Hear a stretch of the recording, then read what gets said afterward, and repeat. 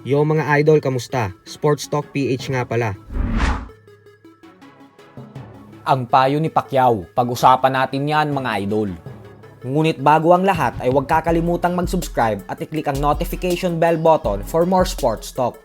So hindi nga po natin maikakaila na pag-usapang GOAT ng boxing ay talagang hindi pwede na hindi banggitin ang pangalan ng ating pambansang kamauman ni Pacquiao, gawa ng mga nailatag niyang record na mahirap basagin pagdating sa kasaysayan ng boxing. Katulad na lamang ng pagiging isang 8 Division World Champion, 5 Division Lineal Champion, at pagiging World Champion sa loob ng 4 na magkakaibang dekada. Yan po ang mga record ni Pacman na malabong mahigitan kahit dumaan pa ang 100 taon. Bukod dyan ay may mga achievements din si Pacquiao katulad ng pagiging 3-time Fighter of the Year, 2000 to 2009 Fighter of the Decade at marami pang iba. Subalit ayon nga po kay Pacquiao ay hindi niya makakamit ang lahat ng tagumpay na ito kung hindi nang dahil sa isang bagay na ginagawa niya.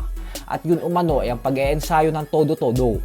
Kaya naman payo ni Pacquiao sa mga nangangarap na maging matagumpay pagdating sa sports ng suntukan ay kailangan mo daw talagang mag-ensayo ng walang tigil, yung tipong hard training talaga.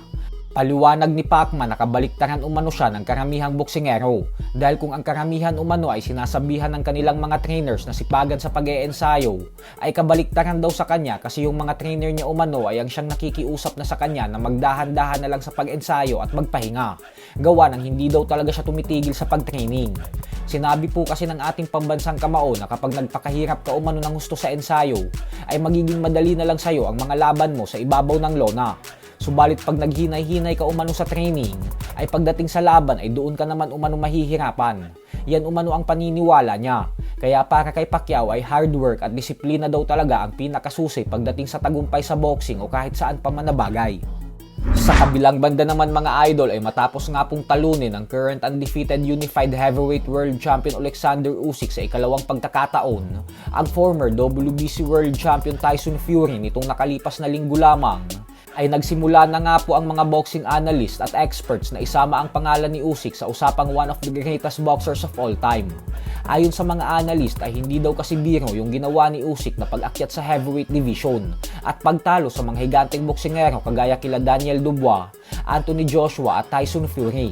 Bukod dyan ay 2 beses pa daw tinalo ni Usyk si Joshua at Fury para patunayan na hindi tsamba ang kanyang mga panalo dito. Kaya naman ngayon po na isang 2 division undisputed world champion na si Usyk ay nag-uumpisa ng sabihin ng karamihan na kasama na ito sa listahan ng mga pinakamagagaling na boksingero sa buong kasaysayan ng boxing. Subalit agad nga po itong hinarang ng former world champion and Hall of Famer na si Timothy Bradley Jr. Ayon kay Bradley ay alam niya umano na nakakamangha daw talaga ang ginawa ni Usyk. Subalit hindi daw siya papayag na ganun-ganun na lang ay agad na nilang isasama si Usyk sa usapang GOAT dahil ang katotohanan umano ay malayong-malayo pa ito sa kalibre ng mga GOAT boxers. Giit ni Bradley na aminado naman daw siya na magaling si Usyk, subalit nakukulangan pa daw siya sa mga ginagawa nito upang isama sa listahan ng pinakamalalakas. Kaya naman kayo na lang po ang humusga dyan. So hanggang dito na lang po muna tayo mga idol.